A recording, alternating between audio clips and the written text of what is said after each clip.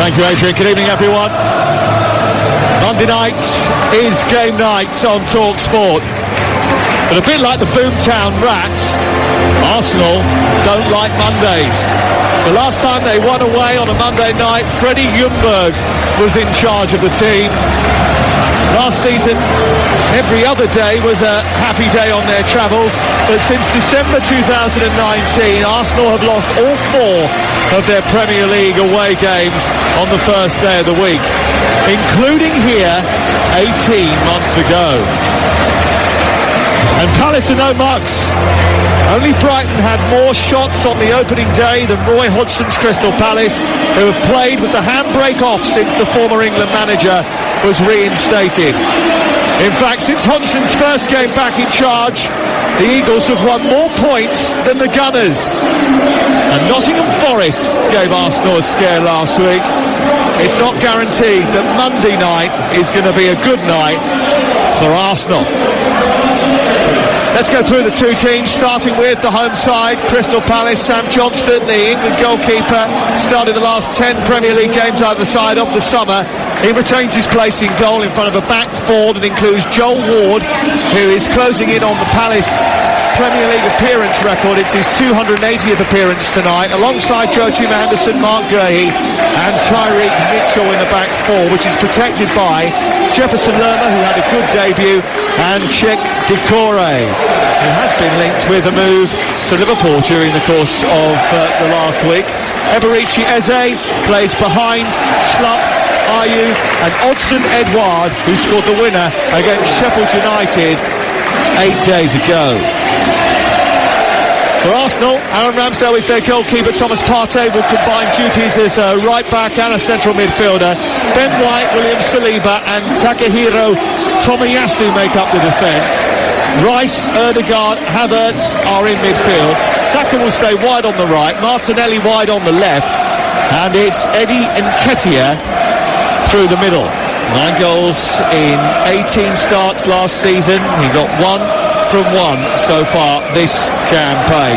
Palace in their blue and red half jerseys, blue shorts and blue socks, will attack the White Horse Lane end of Selhurst Park in this first half. And Arsenal in bright yellow with black wavy lines running through them and deep blue trim will shoot from left to right in this first half of the game. Friday night we go to Kenilworth Road for the first time this season. Saturday lunchtime it's 2 new managers, Iraola at Bournemouth and Postecoglou at Spurs. There's a huge Sunday session on the way, and when all is said and done, Ali McCoyster and Andy Townsend will pick through everything at breakfast time on Mondays and Tuesday mornings. Alan's back Wednesday, Thursday and Friday, and Jeff Stelling joins us in December. But tonight we're at the Palace with the best away team in the land last season. Can the Gunners make it 2 from 2? They get us off and underway. Danny Murphy knows exactly how Roy Hodgson works. He was his captain at Fulham. What traps will he lay for Arsenal tonight under the lights at Selhurst Park? Well, I thought I knew how it worked till I saw this Palace team played here at the end of last season. That wasn't one of Roy's teams. It was a team full of confidence and attacking creativity. I would credit to Roy, actually. Joking aside, he steadied the ship and then gave them the freedom to go and express themselves and enjoy themselves. Got Eze back in the team, did a wonderful job, hence the fact he's still here. More of the same from the Palace fans, I think. That's what they want to see. Well, they certainly are making it a colourful night with red and blue smoked pyrotechnics billowing up into the sky from the Holmesdale Road end away to our right where the Ultras sit. There's a huge amount of smoke coming onto the pitch from that area of the supporter base, right behind the goal that Sam Johnson is defending. Aaron Ramsdale has the ball away to our left-hand side, and Arsenal looking to build out from the back. Palace enjoyed 68% possession last week against Sheffield United, had 24 shots, scored twice, totally bossed the game, scored once and totally bossed the game at Bramall Lane. Now we'll expect a different match tonight. Eddie Nketiah comes forward, heads the ball down to Ødegaard, picked up by Kai Havertz, who tricks his way to the edge of the box. There's lots of space for Martinelli, left side of the box, jinks on in his right foot, takes a long time to get his shot away. It pops up to Havertz and then comes back out to Saka. Saka turns and twists and heads towards goal, but he can't pull enough power behind it, and it's blocked by Anderson out towards the far side. And Martinelli there had a great chance to open the scoring, Danny. Should he hit it first time? Yeah, well, maybe took it on his left. He had all the space to go on his left. Great play from Havertz, good feet, and then found the pass. Sloppy start from Palace. It's a great chance for Arsenal, and we only played 2 and a bit minutes on TalkSport. The ball's on the halfway line with William Saliba. Declan Rice just dropping into the back four at this moment in time. We did expect that Partey would go into a right-back position, but it was Rice who moved into the back four and then into midfield. Slightly different from last week. We'll see how that materialises. Ben White out towards this near side, where now Thomas Partey is waiting for it. It will be a fluid formation, I think, from Arsenal throughout the course of the evening, with players filling in. They've got such versatile players that can play in a variety of positions. Martinelli has it wide on the left, midway inside opposition territory. He travels from the touchline centrally and then lays it off back into the heart of the defence, and William Saliba, the Frenchman who had such a superb season, the first full season in Arsenal colours. Saka, who's been superb for a while now, takes the ball in from the right side, cuts it on his left foot, scored that terrific goal last week, lays it off to White, then goes on a dart down the touchline. It's blocked off by Mitchell before White can find him, but it's been Arsenal who have dominated the ball in the early exchanges I think we anticipated. Yeah, really confident start from Arsenal, popping the ball about, probing, moving Palace from side to side. They have the ball again with Partey finding Saka down in the right wing position. He accelerates towards the byline, then produces a cross into the box, headed behind and away by Ayew, who's coming back to cover Nketiah, who's wearing that number 14 shirt, made famous by Thierry Henry. And it goes out for the first corner of the game in front of the Holmesdale Road fans away to our right hand side, who is so noisy. They make such a din. It's intimidating for travelling supporters and players. First corner to come in from Saka on this near side. A lot of the corners last week that they took went into the near post. Be interested to see where this one goes from Bukayo Saka, the first of the game so far. 4.5 minutes gone. It's in towards that near post again, and it's headed away by Odsonne-Edouard and out towards this near touchline where Ødegaard can take it. Then White will try to send it back to Saka. He successfully does that. Partey shifts it on but gives it away, and then Doucouré sends it long. Ramsdale's starting position is very high and good, and as a result of that he can intercept the long ball forward. It's a fine balance for Palace, when to commit and engage, try and win the ball back, and when to keep your position, keep your shape. Saka again, coming in from the right-hand side, looking to try and pop it centrally into Ødegaard. It's cut out by Jeffrey Schlupp on this near side. Saka wrestling with Tyreek Mitchell. The ball almost went out of play, but he just about kept it in. Our referee today is David Coote, by the way. Our VAR, Jared Gillett.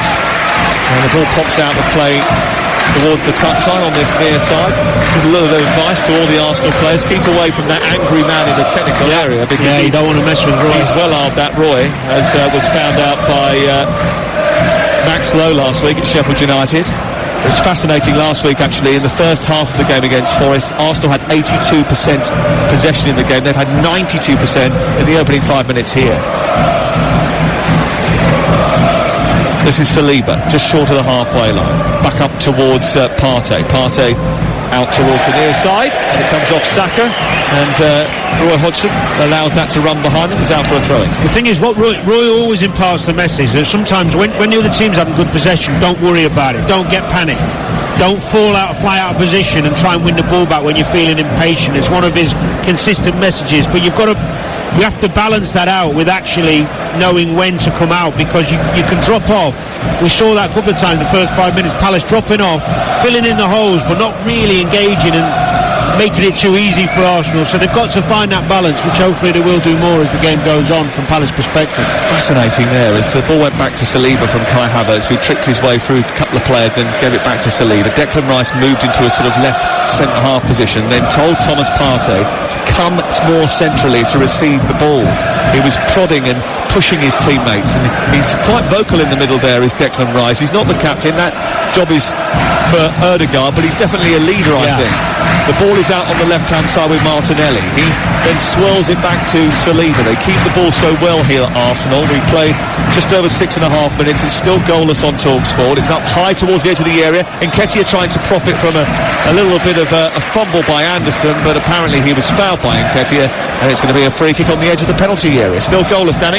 Yeah, if you had a computer in front of you with the average positions on, I mean, Partey would be a central midfielder at this point, and it would be a back three. He's falling back into right back now.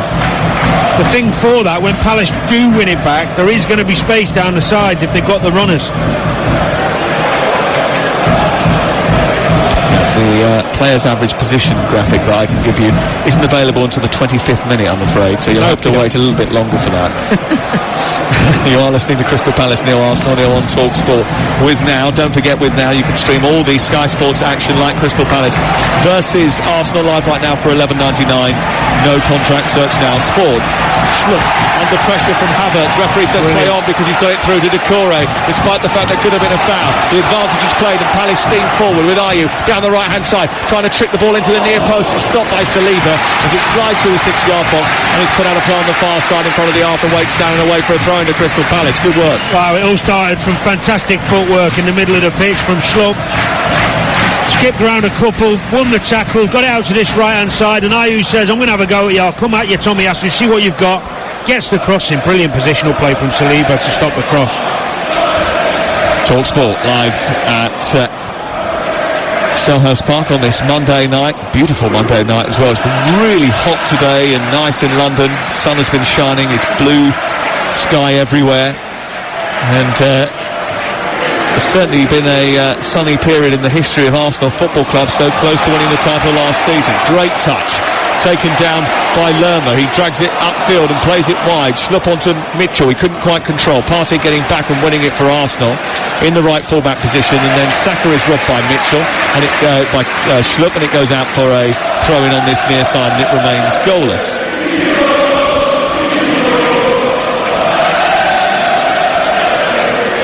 To remember that it's still very early in the season. Arsenal played most of the game, you would say, or at least 65 minutes of the game very well against Nottingham Forest, but then run out of steam a little bit. Did get caught from a corner where Partey had been dragged up the field and was acting like a midfield player, as he is at this moment in time, but then found himself exposed when Forest very rapidly broke on them. That was in the second half, and they had a very nervous last 10-15 minutes or so. The other problem you've got, Sam, as well, is so many times I saw Arsenal last year with Ben White overlapping Saka and getting in great positions when they had little, 2v1s down the right-hand side. But if he's playing in and Partey's ahead of him, he's not going to be able to fly forward from that more central position. Well, it was something that happened in the Community Shield, and you and I were talking about that beforehand. Maybe against the best teams they don't necessarily do that, but he is very good at getting on the outside of Saka, and actually sometimes he just makes a run which allows Saka to drift infield because there's a bit more space. It's 0-0. Saka has the ball for Arsenal in those yellow shirts, bright yellow shirts. One of those kits that many people think is quite garish, but it's awful. I think it's going to be a cult kit that in the future. You're not sure. Here is Saka down the right-hand side. Tucks it infield. Nketiah trying to get hold of it. Havertz is there as well, breaking into the box, but it's away by Doucouré. Comes back via Ødegaard to the right-wing position. Looking for it is Saka. Saka now infield towards Ødegaard once more. He travels down the right side, needs some support. Saka drops off to provide it on the corner of the box, and they're a little bit hemmed towards the touchline on this near side, Arsenal. But they're trying to make room now, and Saka has just made some and then curls the ball towards the far corner of the goal as he cuts in on his left foot, but he didn't have any power in that shot, and it just sort of was a bit betwixt the two. It wasn't really a shot, it wasn't really a cross, and it ended up coming into the arms of Sam Johnson, the goalkeeper. What is evident now is Saka's getting a lot of the ball, and it's going to be a long evening for Mitchell if they keep feeding him the ball the way they are. He's got such explosion, hasn't he, either way, when he's got that ball at his feet. Where do you show him? You need help. You need someone doubling up with you, talking to you as you come across. He's that good, Saka. You can't do it on your own. Crystal Palace have been in good form since Hodgson came back. 6 wins from 11 games, and they have scored on average just under 2 goals a game, which is not what Palace were used to the last time he was in charge. You know, if we look at the table from the time that he walked in the door to now, they'd be in the top 6. Unbelievable. But they still don't score as many goals as the other teams around them, and that is something that I think they need to rectify. There's no Jean-Philippe Mateta in the squad tonight. Rumours that he might be moving on. Here is Anderson, back to Guehi, who guides it back to his goalkeeper, Sam Johnston, who got given the number 1 this season. He was signed by Vieira from West Brom last campaign. Took him a bit of time to get hold of the number 1 position from Vicente Guaita, who still is not very happy about it, which is why Remy Matthews is on the bench tonight. I think the 2 centre-halves from Palace give them a real positive in terms of the football they play now. You talk about the possession last week and the way they finished the season. A lot of moves start from those back 2. They're very comfortable on the ball, aren't they? They want to play out more. They want to get on the ball and dictate play. They're not the type who want to lump it forward and just defend. That's not them at all. Good pairing. It will be fascinating to see how Anderson uses his telescopic right leg, his laser guided precision diagonal passes, because last year he was very much sort of angling those to Wilfried Zaha, who obviously has moved on now, but it'd be interesting to see whether they still sort of employ that tactic every now and again. Eze has it in the centre of the field, does well to shepherd the ball out towards the left-hand side. Schlupp takes over and then nudges it down into the left-wing position where Jefferson Lerma has peeled out there. He tries to find Schlupp with a return ball, which was followed by Thomas Partey, who goes back into the right full-back position, and Arsenal look to play triangles to get themselves out of a tight spot. But the press is on from Palace, and it's not easy to get out, and actually Guehi's come across and won it, but then given it away, and now it's broken down on the halfway line, and they're speeding upfield. Arsenal. Saka has released Nketiah, who's running to the right angle of the penalty area. He's got 2 over on the far side, if he can squeeze the ball out there. Instead he goes infield to Saka, who tries to steer it centrally. It's blocked by Guehi, who got back to cover and blocked the effort. It goes behind and away for a corner. Well, he recovered well, Guehi. It was his mistake in the first place. A good break from Arsenal. That man Saka involved again. There was an overload on the back post, down that right side, and Nketiah, if he could have got his head up, the pass was on. Martinelli was the spare man, because Joel Ward had to narrow up. It's a couple of times actually that Martinelli's been the spare man on that far side. Here's the corner to be taken by Saka. Are they going to go near post again here? It seems to be the tactic. Right hand in the air from Saka. He whips it in, left-footed. This is a little bit deeper towards the far post, and Johnson comes travelling out, takes a really good catch, high in the air. Too loopy, wasn't it? Too loopy. It was an easy one for him to grab from the sky. It's a bit safe, that. Don't like those corners, the loopy safe ones. They encourage good goalkeepers to come and catch it. Got to try and get a bit more pace on it. You mentioned it earlier about the increase in possession and chances. Since his return, Crystal Palace have averaged 15.7 shots per game compared to under 10 in his first spell, and under Patrick Vieira, where they were really struggling for shots.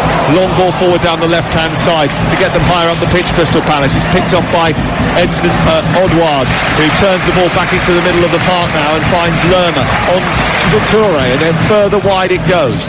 Now it's picked up by Joel Ward onto Ayew. Ayew trying to trick his way past Tomiyasu, produced across into the centre, punched away by Ramsdale, and Eze couldn't get hold of it on the edge of the penalty area. Ødegaard reacted first, and then Havertz chips it into the left channel. And speeding forward was Martinelli, but Anderson had the pace to get there ahead of him and nudged it back to the goalkeeper and to relative safety. I think it would have been a free kick on Anderson anyway. Well, it was a breakaway, wasn't it, from Arsenal? And looking from where we are, I thought Martinelli was going to show Anderson a clean pair of heels, but Anderson, quicker than I thought. Just before that, down the other end, Ayew beating Tomiyasu again to concern. Not sure he's comfortable in that left-back position, Tomiyasu. He's played right-back, hasn't he? He's played centre-back, and now he's playing left-back. He's played left centre-half for Japan. Twice he's flown past him there, Jordan Ayew. Here is Edouard down the left-hand side, getting into the box. He's got on the outside of White, then on the inside, then tried to feather the ball forward. It took a little deflection. There was a short claim for handball, but it looks like White actually is grabbing something else that he thinks the ball hit. They've won it back high up inside opposition territory. Eze now has it, right-footed shot, and this one was on target. He had 8 shots against Sheffield United and not one of them hit the target. This one did, winning the ball inside Arsenal's half. They turn it over Crystal Palace. Eze gets himself into a shooting position. He tests Ramsdale, goes to his right and clutches it, but Arsenal not having it all their own way now, Danny. Well, Edouard got in on that inside left position down the side of Ben White because Thomas Partey isn't there. There's a massive space there and he's one-on-one inside the box. He sits him down and then he just mistouches it, Edouard. Should have done better. He should have got a shot. It was a good chance that was for Palace. Yeah, that growing into the game now. Certainly an area that they can exploit, Crystal Palace, and I think they've realised that. You would expect Roy Hodgson and Ray Lewington and Paddy McCarthy to have done their due diligence, as all football clubs do, to find the weaknesses, the chinks in the armour of the team that went so close to winning the title last season. Arsenal do have a great record in London derbies. They did last season. They were the first London club ever in top flight history to post double figures for derby wins in a campaign. Crystal Palace's derby days usually ended in defeat. They have won just 4 of their last 30 all-London clashes, but this has been a bright start from both. Martinelli's had a good chance for Arsenal. Edouard and Eze have had efforts for Crystal Palace, but after 18 minutes, it's Crystal Palace 0, Arsenal 0 on TalkSport. See, I'm not sure on the benefit of having Partey in there, to be honest. Can you understand why he's trying to do it, and is it just not working, or can you not understand why he's trying to do it? I don't really understand why they're doing it in this particular game, because they should be dominating possession and on top of them, so you want width. You need to stretch Roy's teams, Palace's teams. They're generally they've got numbers in the middle. You need to get out wide, make some 2v1s, and then White isn't going to get out here as much coming from a centre-back position. Tomiyasu trying to get down the left-hand side. He runs into Joel Ward, who slides in, puts the ball out, and it's away for a corner on the other side this time. Fourth corner of the game for the away side, who scored the most goals from crosses and joint most goals from corners last season in the Premier League, Arsenal.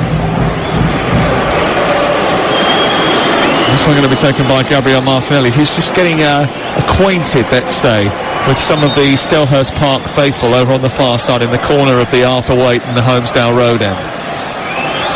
It's funny, you know, you see these different hand signals the players put off. I used to say to the lads, when I took corner, I'll tell you after this corner. Here is the corner, right-footed. It's swung in towards the near post again. It's headed away and behind, and Declan Rice felt he was going to get something on that, then didn't.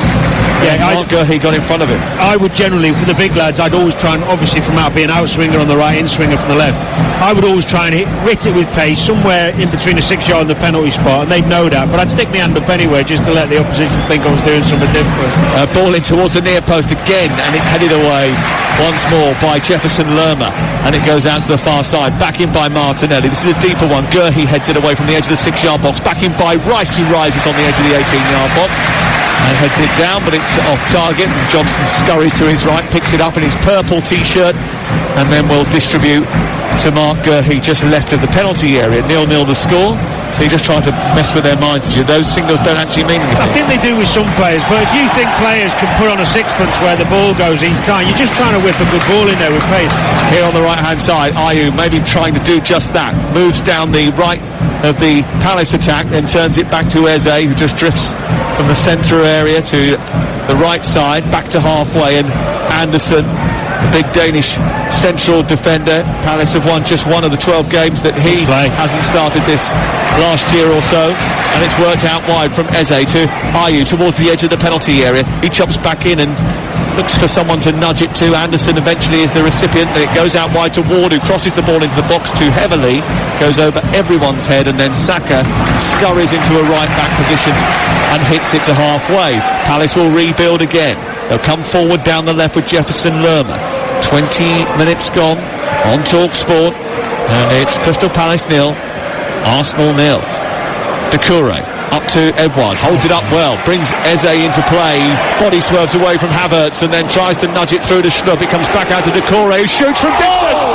Wasn't too far away that from Decore. He was 22 yards from goal. It fell on his right foot and he just went to hit it as powerfully as he could.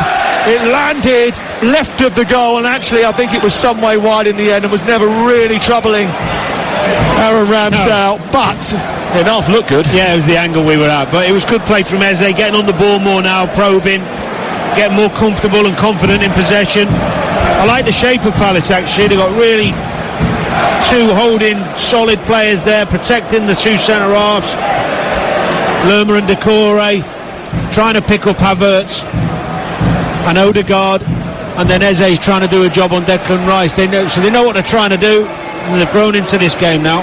TalkSport live at Selhurst Park with Martinelli in possession over on the far side. He nudges it towards his left-hand side. It's picked up on the far touchline by Havertz and then infield by Tomiyasu. Now it goes to Partey and then back infield to Saliba, who's on the cusp of the centre circle inside opposition territory, and then Odegaard, who hasn't really got into the game and actually I thought last week made a couple of odd decisions when he was on the ball.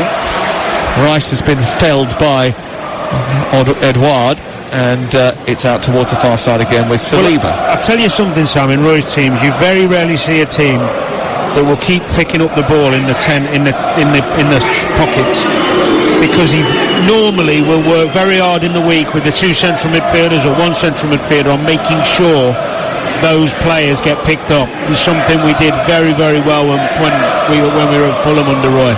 Ball out towards the far side, and Arsenal still in possession, coming forward. And it's Martinelli who travels laterally from the touchline on the opposite side of the pitch to where we are in the main stand that will eventually be demolished. Over towards the far side. Tomiyasu, Martinelli, then back to Declan Rice. Rice then out towards the near touchline, and White. Patient football this from Arsenal, keeping hold of the ball, working Palace from side to side, trying to wait for a gap to emerge, a run to be made, and an opportunity to present itself. Odegaard swirls it to the left. It's Martinelli in the left wing position now. Tomiyasu back to the left, and Havertz got a bit of space to get the ball in field. He goes safe to Martinelli instead, who's chased out towards the far touchline by Decore. They can't keep going wide. There's space to cross it there, no pressure on the ball. Space now down the left for Martinelli, who gets into the penalty area. Odegaard pulls off to the edge of the box, decides to go infield and then decides to hold on to it again for a little bit too long. He's got help from Havertz, and then wider still is Tomiyasu, and again they just don't get the ball into the penalty area, and instead they go to try and knit some play together once again. Tomiyasu to Saka, who's drifted into the centre from the edge of the box. They've just not been able to get beyond this stubborn Palace defence, and it's cleared away to halfway. Well, they've got themselves in positions to cross. They're just reluctant to do so because they don't have too many people in there who are going to head it in, but you've still got to put it in. Even if you whip it in low and you let the likes of Nketiah and Saka try and get on the end of it, and Havertz can head it, to be fair to him. Ball out towards the far side, taken down by Martinelli once again. He travels towards the edge of the penalty area, he cuts infield. It's blocked by Ayew, but comes through to Tomiyasu, stepped on the ball, and now it's been picked up by Ayew, who's running at the defence, and he fancies his chances to run at Declan Rice and Saliba. He holds it up really well, and as a result of that gives his team an opportunity to get up the pitch and take the pressure off the defence, which had been camped on the edge of the penalty area. He did, but there was an option. There was a runner. We had seen him, tried to play him in. There's a big open space, but sometimes you need a breather, you make that choice. Currently Palace 0, Arsenal 0, and for the latest odds you can head to Ladbrokes, where right now you can back Crystal Palace to win the game at 7-2, Arsenal to win at 11-10 on, and you can back the draw at 2-1. It's all thanks to Ladbrokes, 18+, BeatGambleAware.org. Here's Joel Ward scampering forward for Crystal Palace into the right wing position. The cross comes in from Ayew, and it's an easy catch by Aaron Ramsdale. Commanding take by him. Worst cross out of three, but again a good breakaway. Started from Guehi's pass. His pass has been brilliant this evening. Both feet. Like him a lot. Remember, when we're done a little bit later on, you'll be able to have your say on the Sports Bar 03717223344. And Premier League All Access is now available. The podcast, it's available on YouTube if you want to Google it. It's on the TalkSport channel. Premier League All Access. Perry Groves, Alex Crook and I just dissecting the weekend, stats, debates, numbers, predictions, some interesting takes on Everton and Manchester United in that. Ball into the box on the right-hand side. Sent centrally by Bukayo Saka. Headed away by the tall, slender figure of Anderson. It goes back out wide to Martinelli. And then it's into Declan Rice. Rice into Nketiah. Nketiah trying to turn. He runs to the edge of the area. Drinks past two players. Gets to the byline. He's brought down by Ward. He wants a penalty. The referee doesn't even flinch. And the ball is cleared by Ward upfield towards Jordan Ayew. And Crystal Palace have possession once again. There might have been a collision there involving Ayew with I think it's Kai Havertz who's gone down. That's a yellow card. 25 minutes in. First one, isn't it? First one, which I'm quite surprised about, actually, which is why I thought, is that the first one we've had today? It is. It won't be the... I'll probably jinx it now, but it won't be the last. Oh, my God. What are you saying? It's just beyond belief, some of the yellows they're given. Explain to me why you're unhappy so that the listeners at home can't see it. He's won the ball and his foot's there and he's tripped over his foot. He's not deliberate. I mean, we're having a debate about it now, but this is the Nketiah run. Great bit of skill, not a penalty. He's gone past Joe Ward. Great bit of skill. I think he's tripped over his own foot even. Nice positive run from Nketiah though. That's what he wants to do. When you're not getting the ball, go and find it, hunt it down and make things happen. But the referee's given a free kick, which fair enough, he saw it coming together and he did trip over his foot, but there was no it was never a yellow card. I mean, you're gonna have 10, 15 yellow cards a match. We give them for that. Well, we've had on average around about 6, I think, over the course of the Premier League. I'm all for yellow cards for petulance, bad behaviour and all those things. Wait time wasting, not a problem. Let's not go stupid. Ødegaard to take it over on the far side. So this is 20 yards from the edge of the penalty area. They went a little bit earlier there, Arsenal. They've got to reset. Is that time wasting? The ball in by Ødegaard in towards the near post. It's flicked on by Partey. There was a collision inside the box. Havertz went down. The referee said, come on, just get on with it. Elise is ours. Elise is ours. Something about Chelsea and Elise is ours. Sing the Homesdale Road stand away to our right hand side. I think they're pretty pleased that they retained him. We haven't seen him tonight because he's got a hamstring injury. Yeah, big plus for everyone. Big plus for everyone. It's going to be interesting now, Havertz and Ødegaard getting this game, because what you're going to find, and this is something they'll have worked on definitely in the last week, is Doucouré and Lerma are following them back. And when Arsenal are building up, those two will drop as close to the centre halves. They don't care how deep they go. So how are they going to find that space? They're going to have to find a different way to break this Palace team down, Arsenal. Probably down the wings. That's a conundrum that they're going to have to solve, and then Nketiah might be able to do that. He's turned past the Palace defence. He's gone into the area. He's shifting the ball towards the far corner. He's hit the post. It's brilliant play from Eddie Nketiah. The ball won back high up by Bukayo Saka in towards the edge of the area the ball fell, and diagonally running from the right side into the centre was Nketiah, who showed brilliant strength to hold off the challenge of Anderson, and then he caressed the ball to the far corner and he hit the foot of the post. Brilliant turn, sharp Nketiah, so sharp. Really good play, desperately unlucky. It was bad play from Schlupp, wasn't it? Give the ball away in your defensive third, you are in trouble against this Arsenal side. But the sharpness and the speed of turn from Nketiah. Honestly, I mean, when he starts, he usually scores 28 goals in 58 starts. That is a terrific record. I don't understand why so many Arsenal fans keep talking about needing another striker. He just loves goals. Think how many Premier League teams would love him in the side. I think Arsenal are quite happy. I mean, behind the scenes, but he's number 2, isn't he, really? If Jesus fit, he's going to play. He is. He hasn't done a bad job when Jesus has been out of the team. Done a brilliant job. More often than not, by the way. I really like Nketiah. I'm a big fan. You do well bringing someone in who's better than him, I tell you that much. You'd have to spend an absolute fortune. Well, he's in the team at this moment in time, Eddie Nketiah. It's probably, as you say, getting his chance because of the injury to Jesus, but he did say actually, at the beginning of the season, I'm not here to fill in for anyone, mate. He believes in himself. Yeah, I'm sure he should. Here is Declan Rice nudging the ball back to Saliba. He sends it to Aaron Ramsdale. Ramsdale under pressure from Odsonne-Edouard, kicks it long and high up the field, looking towards the area that Saka would occupy. He puts pressure on Mitchell. He does brilliantly, Saka. Absolutely brilliantly. Not only did he win the ball, he kept it in. He then fought with Mitchell, so Mitchell had to commit the foul. He's won that foul, that free kick for Arsenal, and he's up the pitch, and Arsenal have any pressure that they were under a moment ago gone. Strength, isn't it? Strength, technique. Just got to be simple there, Mitchell. As soon as you want it back, pop it off. Gay was on. Danny Murphy, who played in the Premier League. You know the first time I played here, Sam? When did you play here? Tell me. Were you in Crew colours? I was, and I had Vinnie Jones grab me round the throat. Were you playing Wimbledon? Yeah. FA Cup replay. I used to do the in-house commentary for Wimbledon when they played at Selhurst Park. Would you believe? That was back in the 90s. Yeah, it was the 90s, you're right. I may well have done the game, mate. Ball cleared away by Mitchell up towards the halfway line. It's headed away by Saliba and out towards this near side. Well, I was only about 17, 18. So was I. We're the same age. We're not the same age. Oh, roughly, I think. Are we? Yeah, what year were you born? I know, you look much better than me now. Bloody hell. Oh dear, I'm using the wrong moisturiser. I'll give you some of mine, it's special. I've got it off Instagram. Has it got a tanner in, a bronzer? Of course it has. I can tell, yeah. Actually, I've just come back from Greece, I'll have you know. Oh, okay. What, the musical? Here's Declan Rice over towards the far side.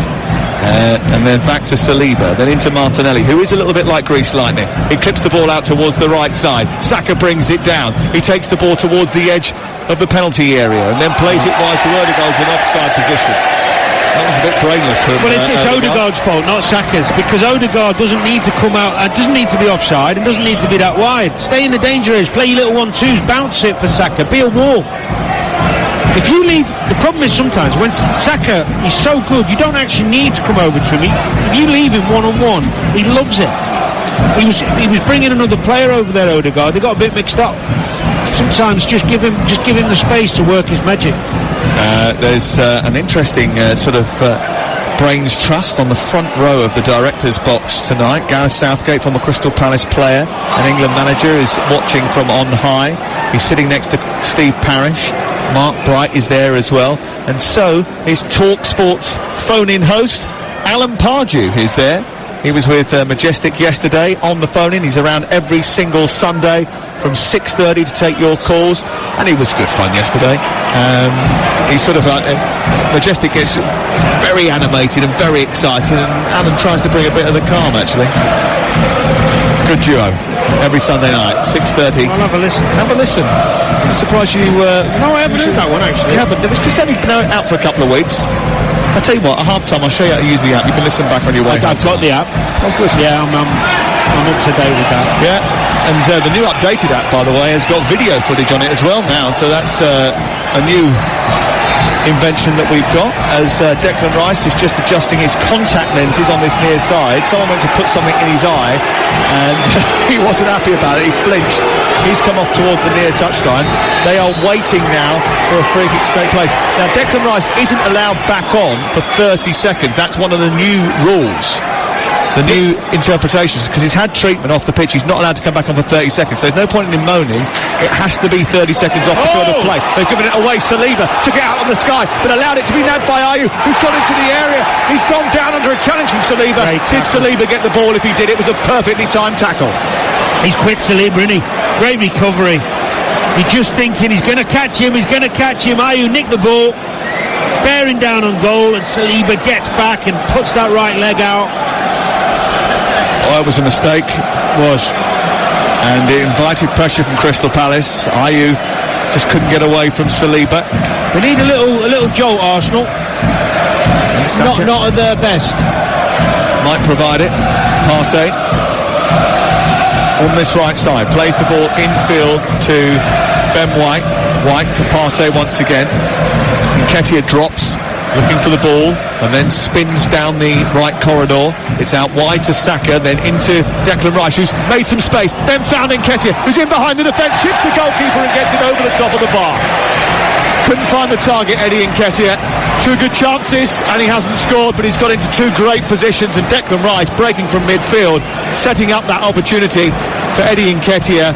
It was on the right-hand side for Arsenal. Ødegaard spotting the run of the big number 41, who nudged it down the right channel, where Eddie Nketiah timed his run to perfection. He was onside, and then just lifted the ball over the advancing goalkeeper, and it was just a little bit too high. It just bobbled as he did it. You know what? Just as I was saying, they're not at their best. That was the best move of the game.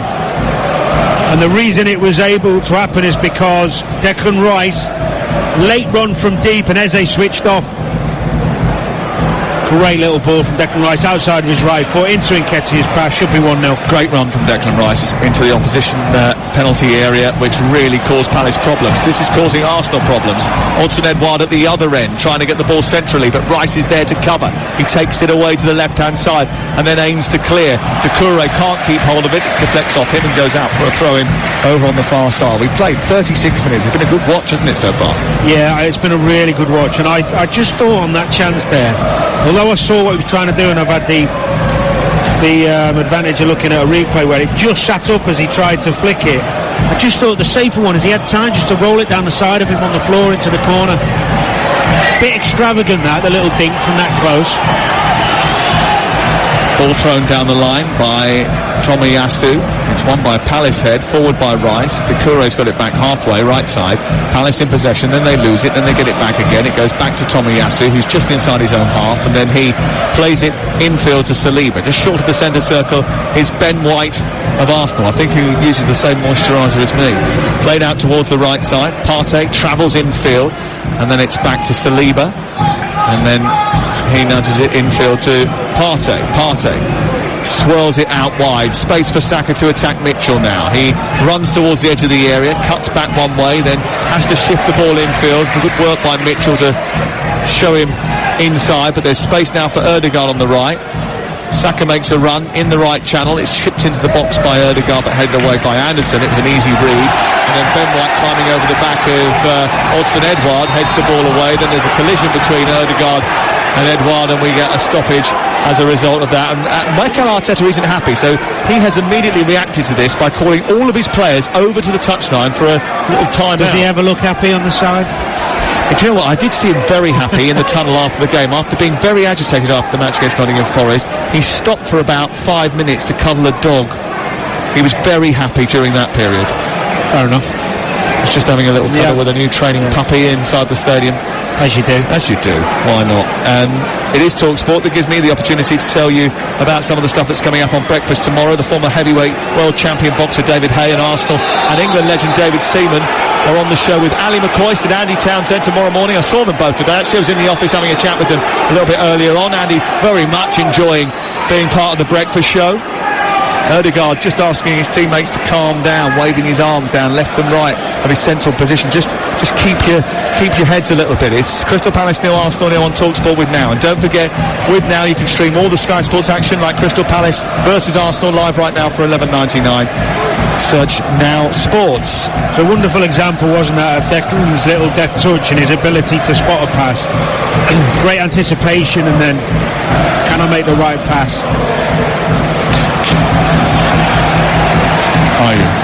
Wins the ball from the right side and heads it down to Doucouré. He then threads it out far side, in from Ward to Odsonne-Edouard. Havertz trying to win it. Strong challenge Odsonne-Edouard. I think that Havertz didn't really do enough there. He's won a free kick, maybe fortuitously, and now Arsenal racing up the other end of the field, and Palace aren't happy about it. The ref didn't give it, Sam. The linesman gave it on the far side. Assistant referee, they call him. Sorry. I like linesman. Still stuck in the 90s. I like Lino. Yeah. Asso doesn't really work very well, does it? Yeah. Well, actually. Careful. Here is Nketiah trying to get towards the edge of the penalty area. Plays it out towards the right-hand side. It's picked up by Saka. Ødegaard's peeled away to the edge of the box, but Saka's retained possession. He's tried to trick his way into a shooting position when there were options inside the box. There were 4 yellow shirts there, and he decided not to lay it off. just a bit hasty. He's coming into bodies. When you're coming in on your left or right foot or inside on from the left wing like Martinelli against this Palace side, you will always be running into bodies. The two central midfielders of Roy's teams will never be far away when you come inside. The space is behind or through. Just a bit more patience there from Saka. Well, that's 0-0, and we played 40 minutes. And it's TalkSport at Selhurst Park, which has been the home of Crystal Palace for 99 years. They are in the planning stages of rebuilding this main stand that currently holds 5,000 people. They're going to replace it with a state-of-the-art 13,500-seater stand, complete with glass fascia. That will take the best part of 3 years. It's been dogged with delays up until this point. This stand in particular is caught in a bygone era, isn't it? It has its charm, but no facilities, and the modern forward-thinking football club probably needs a little bit more than that glassy-eyed nostalgia. Here's Saka, edge of the penalty area, and Nketiah away. Ødegaard picks it up, left-footed, drives the ball goal, with back down the centre of the goal. It's tipped over the top by Johnston and out for another corner. Good effort. Worth a strike, got a bit of space. He should be saving it really, straight down the middle, pushes it over the top. Yeah, it's a bit difficult to see because of that rather antiquated setup that we've got here. That huge iron post which stands between us and the goal away to our right-hand side. Luckily we've got chairs on wheels so we can move either side of it when the ball goes into the penalty area. Ball picked up by Saka. He's going to take the corner kick from this near side, and it will be a left-footed delivery from the Arsenal wide man. And it's into that near post again, and it's flicked away by Odsonne-Edouard, back in by Martinelli, away by Gurhey, and then picked up on this near side by Bukayo Saka once more. He's fouled by Eze. That's going to be a free kick. And Arsenal got possession and quickly released Partey down the right side, and there's a bit of space for him to get across in. He gets across in deep to the far post. Martinelli on the volley. Oh, it's narrowly wide of the left hand upright. It was a good move, and Partey picked him out, and it was well executed by Martinelli, just narrowly off target. Well, Saka got the free kick again because he's so strong. Eze couldn't get the ball off him. It's unbelievable, his strength. Then he's up, quick free kick down the right hand side. Partey this time has advanced past him, pulls it to the back post. It's a really difficult chance on the volley from the corner of the box for Martinelli, but he has a go. Goes wide. Good finish to the half, isn't it, from Arsenal? Yeah, 2 minutes to go before the regulation time is up at the end of the first half, and it's Crystal Palace 0, Arsenal 0, live on TalkSport. And if you fancy a little bit of music tomorrow morning when you wake up, then why not check out the Chris Evans Breakfast Show on Virgin Radio. You may well have heard Chris this morning talk about his skin cancer diagnosis. Our best wishes go to him. He'll be on Virgin Radio in the morning from 6:30. Here is Declan Rice clipping the ball out towards the far side. It's taken down by Martinelli, a couple of yards in from the touchline. It's played infield to Tomiyasu and then on to Declan Rice, who sprays the ball out towards this near side. Saka takes it on. Ødegaard has gone beyond him, and it's well watched by Jeff Schlupp, who fills in brilliantly from that left wing position to help out Tyreek Mitchell, and it's cleared away by Crystal Palace. Those two banks of four doing their job at the moment. Martinelli out wide. Mitchell intercepts before it can reach Saka, and it comes back infield. And on the halfway line, Odsonne-Edouard is trying to craft a Palace attack. We're in the final minute of the first half, and I think there will be a bit of frustration from Arteta that they haven't made the breakthrough, but I think he came here knowing that a Roy Hodgson team was going to be difficult to penetrate. Yeah, well, they've had two good chances, haven't they? He's hit the post and Nketiah was unlucky. The other one he should score. But overall, I think Roy will be quite pleased. I mean, he'd want a little bit more going forward, but the discipline's been good. Two midfielders have stifled Ødegaard and Havertz to a degree. They've had to give up possession doing that, of course, but overall I think he'd be reasonably pleased. They've got to get Eze on the ball a little bit more and keep getting that ball to Ayew, because I think he's got the beating of Tomiyasu. TalkSport on a Monday night, game night. Whenever there's football on a Monday night, it'll be live on TalkSport. Friday nights as well, we've got Luton against Chelsea for you this week. Bournemouth against Tottenham on Saturday. Around the grounds with Adrian Durham, and there will be just 2 minutes of added time at the end of the first half, which I think Mikel Arteta is a little bit upset about. This game defying convention, as is the normal way. We've had hardly any, just one card, and we've had only 2 minutes of added time. There was a 2-minute stoppage just for that head injury, wasn't there? I thought there was 2 minutes so Beck can get his contact in. Here is Ben White down the right side into Saka, trying to cultivate the ball into Nketiah, who spun and turned, but Gurhi did so well to stick to his task and drive him down the right side. It was blocked and goes out towards Ødegaard. Back to Saka once again, who rides the challenge of Mitchell, holds him off brilliantly and keeps hold of the ball. Unbelievable. Into Partey. It's almost like he's got a magnet in that boot for the ball, but they've given it away now, and it's gone down in the middle of the park, Ødegaard, and Odsonne Edouard is steaming forward. He's set up Eze inside the penalty area. His shot is blocked by Rice initially. He tangles with Ben White, goes to ground, wants a penalty, and eventually it's cleared away by Tomiyasu upfield towards Nketiah. He's trying to deal with Gurhi. Ødegaard's got back to his feet, but it's Crystal Palace who have got the ball and maybe have the last chance of the half. Ball elevated out wide towards Jordan Ayew, who's taken it down in the left wing position now. He's gone on the outside of Thomas Partey, kept hold of it well, just about kept it in, down by the byline. He needs some support. That support arrives in the shape of Mitchell, and then it's a heavy pass by Mitchell, and then Ayew does brilliantly to retain possession for Crystal Palace, bumping Ødegaard off the ball. Strong boy. And then getting it back again, and Arteta just wants them to hold and make sure that they get through to half-time without conceding a chance here. Crystal Palace want to move it forward. The ball's back with Doucouré. We've played nearly our 2 minutes of added time at the end of the first half. Doucouré forward, colliding with Nketiah, goes back into the centre circle. Picked up by Jefferson Lerma, switched out towards the far side. There is the half-time whistle. Well, I told you that Arsenal don't like Mondays very much. The best team on the road last season, struggling to open up. Roy Hodgson's reborn Crystal Palace. They've had the best chances. Bukayo Saka has played well in the first 45 minutes. And in Eddie Nketiah, they've had 2 great chances. One that hit the foot of the post, one that was steered over the top of the crossbar. But they're in a game, Mikel Arteta's team. No doubt about that. At half-time, it's Palace 0, Arsenal 0. Arsenal have had 9 shots. Their most in the first half of a Premier League away game, without scoring since Boxing Day 2019, which ironically was Mikel Arteta's first game in charge against Bournemouth, where they also had 9 shots. Crystal Palace have won 3 of their last 23 home league matches against Arsenal. They drew 8 and lost 12 of those, with 2 of their victories coming in the Premier League only.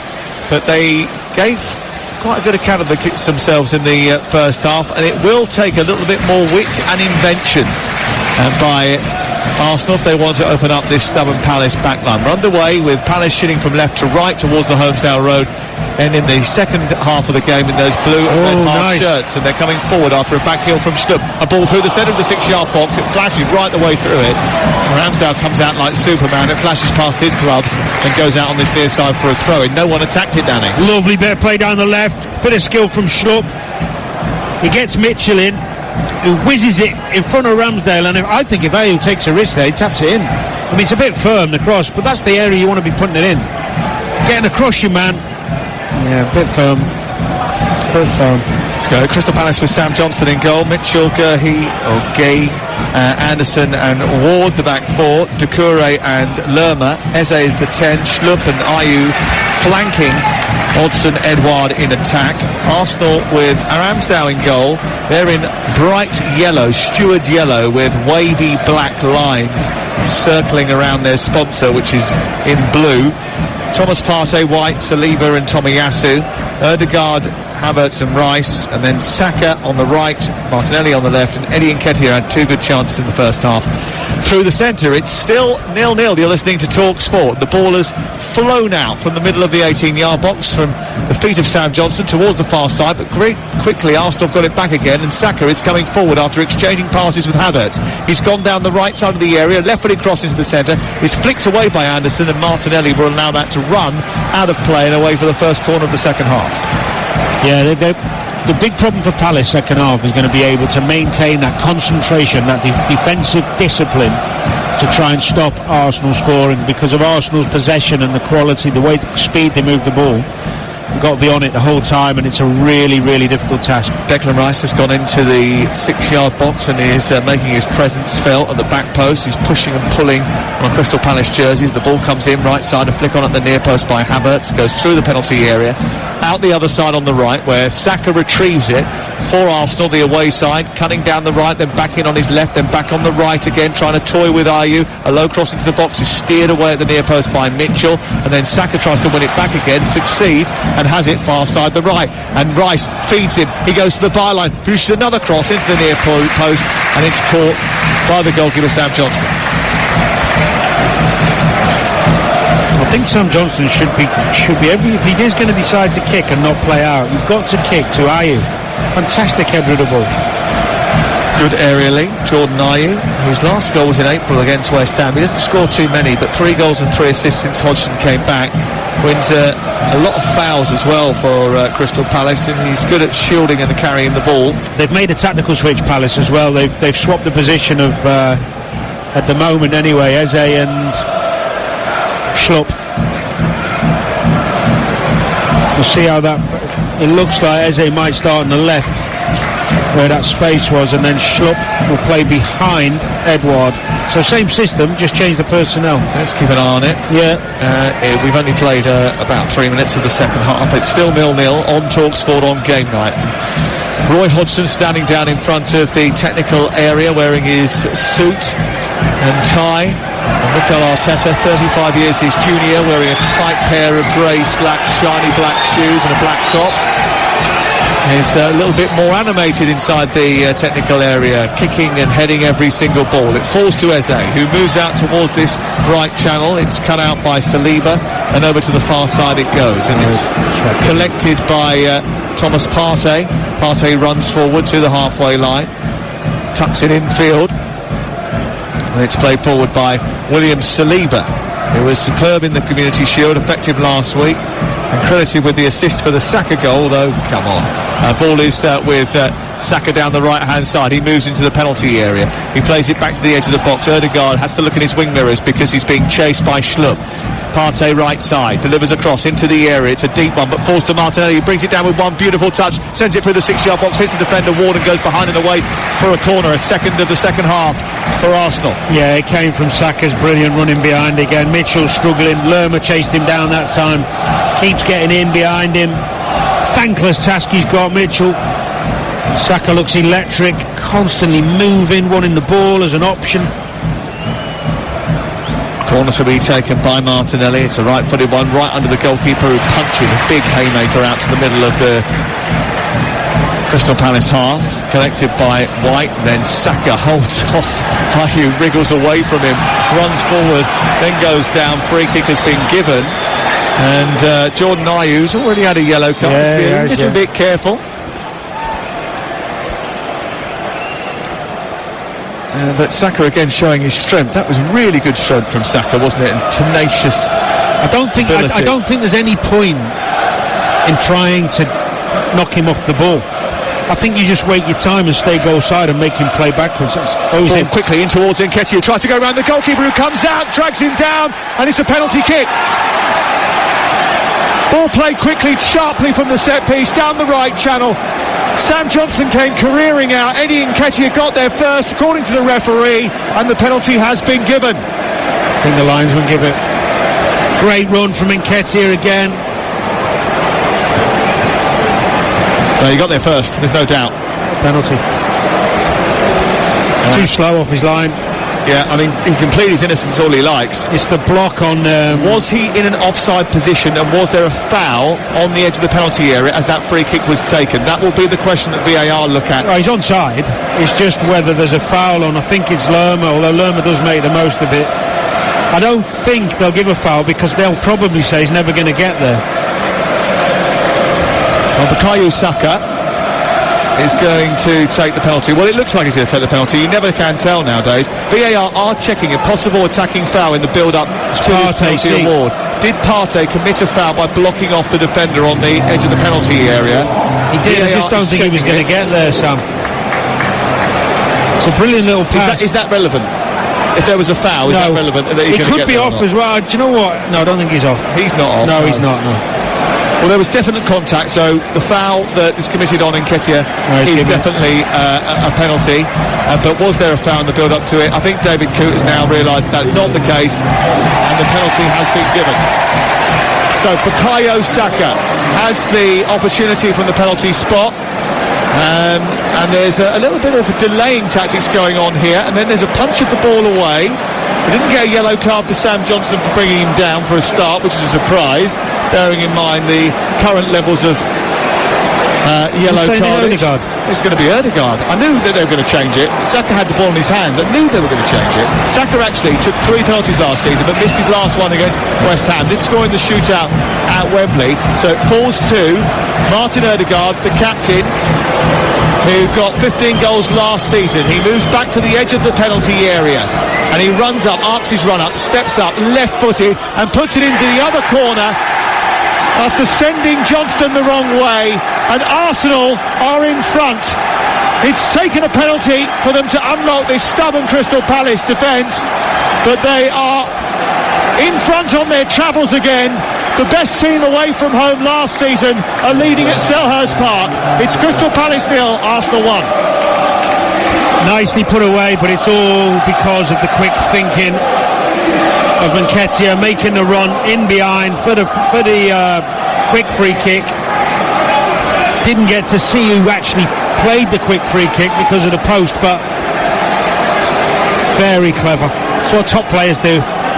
Quick free kick, bum, and Nketiah makes the run. Too late to get there. Keeper comes out. Little nudge round him. He's been electric, Nketiah. He's been getting in some brilliant positions. He deserves all the credit for that penalty. Well, 1-0 to the Arsenal is the chant from the Arthur Waite stand opposite us over in the far corner. And Martin Ødegaard has his first goal of the season. He was the Arsenal Player of the Year last season. And at his best, he is a terrific footballer. But he has scored the goal, but the plaudits do go to Eddie Nketiah for that brilliant run down the right hand side, into the channel. Yeah, I think Martinelli as well was a quick free kick. I think he was, yeah. Just quickly thinking before everyone else was set. Edouard onto Lerma, edge of the penalty area as Crystal Palace look to respond. It's too wide for Ayew, who's fired towards the near post at an almost impossible angle, and it goes into the side netting. It was a good response, just lack of quality in the final third. Switched out to the right hand side. Ayew's got to cross that. Maybe he didn't, he mishit it, but it went into the near post side netting. Crystal Palace 0, Arsenal 1. You're listening to TalkSport. Mikel Arteta has just sat down in his technical area, and I think he will be relieved, I think, to see Arsenal nudge themselves in front in this game. Ball up towards Havertz, who wins a header in the air. It drops for Nketiah, who travels backwards and then tries to lay it off. It's blocked by Cheick Doucouré. One back by Crystal Palace on halfway. Schlupp forward to Odsonne-Edouard, skips past Ben White, and then Saka comes back and puts pressure on him, but the ball has gone wide towards the left-hand side. Lerma's peeled out there. It's picked up now on the edge of the area by Odsonne-Edouard. Here is Lerma in the number 10 position. It's collected by Doucouré, trying to fire it through to Eze. It's unlucky. Didn't quite work out because Arsenal had bodies in the way, and they bring the ball clear over on the far side. The right, 56 gone. TalkSport, not a great ball forward by Partey, encouraging Doucouré to come forward. Laid off by Doucouré. There's a foul inside the D by Saliba on Eze. I think he got lucky there. Positive response. And it's going to be a free kick right on the edge of the penalty area. Saliba on Eze. It was a ball into his feet from Doucouré. Just car stretching, and I think he got a bit lucky. Yeah, it was a bit soft that one. Yeah, it was. And we know what Eze can do from it. We know what a couple of players can do from this sort of range, but it might well be Eze who takes it. 7 chances created against Sheffield United, 8 shots. None of those shots on target, but he played in all 38 Premier League games last season. He was the top scorer with 10 goals and 4 assists. The only other player to feature in that many games last season for Crystal Palace was Ayew. He has become their new main man. Can he respond just minutes after seeing Crystal Palace concede. He steps back from the free kick, which is dead centre, a yard back from the edge of the D. There's a draft excluder in Ødegaard. Eze strikes it over the top of the bar and a little bit wide of the goal as well. It wasn't easy to get it up and down from that sort of range, but he got it up and it wasn't coming down. Yeah, I'm in line, more or less in line with it, and the distance was a bit close and the wall's big. It's got to be perfect. I think you've got to try and be a bit cute there, a bit clever. Maybe go under the wall, maybe move the ball before you take, just have one a yard away, just do something a bit different. Listen, I do not want yellow cards given for the slightest little thing. But I'm looking at this game tonight and I'm thinking that the rules that have been applied over the weekend and the previous weekend are not applying to this one. Correct. The situation here where Ramsdale was going to take the goal kick, then decided to give it away after waiting for a couple of seconds, and then Saliba taking it, would have been a yellow card at another game. Correct. Now, if players then get suspended for other football teams late, in the next couple of weeks, you can understand why people are going to start getting a little bit irate because there's not consistency across the board. Yeah, but I think there's consistency around the fact that every season there is a new initiative that goes well for a couple of weeks and a few games and then eases on. We're doing it again. But that's okay if you do it for 2 full match days, for example. But if you do it for 1.5, yeah, I know and half the teams get away with it and half the teams don't, that's not particularly fair, is it? No. Ball cleared away by Aaron Ramsdale. Out towards this near side. It took a flick off to Toure and it goes out for a throw-in the left wing position. Crystal Palace 0, Arsenal 1. You're listening to Talk Sport. You know the thing is with Mikel Arteta, when he played, he was much calmer on the pitch than he is as a manager. He didn't really want to get involved in a tussle on the pitch, and if you never get him smashing into you or verbally giving you anything in your ear, he'd just get on with his game. Very different person. Well, we have a yellow card for Takahiro Tomiyasu for taking too long over a throw-in. The second yellow card of the game. Mikel Arteta is not happy about it. He's having a word with the fourth official, Thomas Bramall. He's taking too long over this throw as well, Tomiyasu. And he's now moving down the left touchline, trying to get away from Doucouré. Joel Ward knocks him over. It's going to be a throw-in down by the corner flag away to our left-hand side. If you want him to calm down, just give him a dog. Do you think we're going to get a game this season where a player gets 2 yellows for taking his time on 2 separate throw-ins? Depends whether they're deciding to enforce the law or not. What day it is. Here is Martinelli. Listen, I'm all for supporting the referees and cleaning up the game. I'm all for that, but just be consistent. It's like the handball over the weekend. Just be consistent. Don't give it one week and then not the other week, and then expect everybody to buy into it. Here is Ben White moving up towards halfway. It's into Thomas Partey, and then he takes it towards the right side. He holds onto the ball and then sends it square towards the left and Saliba, and then here's Declan Rice. Palace, not traditionally great starters. The Eagles have won their first Premier League home game just once in 14 previous attempts, drawing 3 and losing 10. And they lost here in their opening game of the season last year to Arsenal. And so he stood in front of the ball, stopped him from taking it.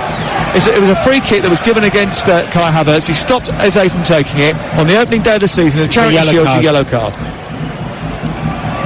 I think we're starting to realise, though, aren't we, about the group of officials we've got at the moment. They're pretty bad.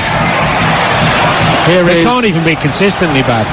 Saka up towards Martinelli, who tries to turn, leaves it for Nketiah, who darts down towards the left edge of the area. It's collected by Havertz. Havertz turns and plays it wide towards Tomiyasu. Tomiyasu onto Nketiah, and then it's back infield towards Saliba. Tomiyasu? Tomiyasu. Yeah. And that's his nickname. That's what all his pals call him. Down the right is Saka into the penalty area, trying to trick his way past Mitchell. Sets up Partey, elevates a shot towards the near post. Is punched into the air. It was a rasper of an effort from the edge of the box by Partey, and it was well handled by Johnston, who conceded the corner. Yeah, Saka's at the heart of everything good they do. I'd be catching that. It's not. He's hit it well enough, but it's right down his face. Should be catching that. Did you say you'd be catching that?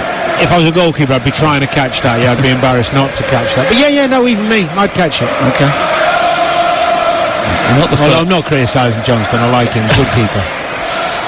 Here's the corner in towards the near post. Another flick on at that near post, aimed towards Nketiah. He's beaten to it by Mitchell. He flicks it out towards the far side. Nketiah does well to keep it in.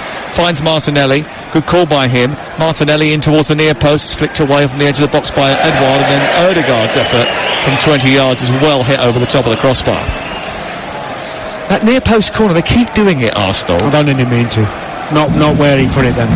But I watched them last Saturday against Nottingham Forest, and it was a trend. And that's why I mentioned it right at the beginning of the game. They've done it 4 or 5 times. Yeah, I think when you play the near post one, you're trying to get it a bit higher than he is, and just get it right at the near post, but higher. It's just a very hard one. Gary Mack used to have it off to a T when his Coventry days. He just remember they had Big Dion Dublin and someone else that used to kill us with it all the time. Sean Hartson there at the time? Can't remember. Might have been after that. Ball is on the halfway line, and it's with Arsenal, who lead by a goal to nil. The goal scored by Martin Odegaard after 54 minutes. We've played nearly 63 now, and Declan Rice has the ball. Here is White back to Saliba. Arsenal viewed as a soft touch for many years, especially away from home, but they had the best record on their travels last season. They went some way to shrugging that off, I think. Here is White taking the ball up to halfway, and then in back infield it goes to Saliba again. Play the game at their pace now, Arsenal, but if you remember rightly, last weekend they didn't end up putting Nottingham Forest to bed and then allowed them back into the game, and that's always a danger when your lead is so slender.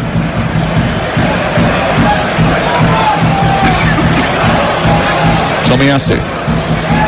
Support comes from Saliba once again. And Arsenal just playing around with the ball on the halfway line, not committing too many men forward.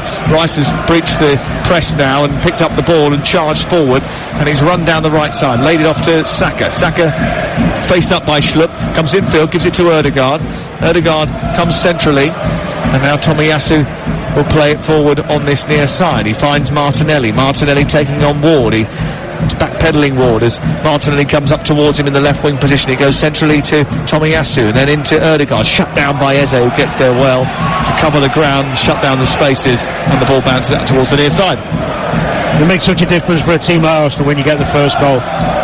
You can be really patient in your build-up there, and you don't have to force the issue. You see it with Manchester City so often go one-up in games, and then they can just probe and wear you down. And Arsenal got very good at that when they've gone up in games.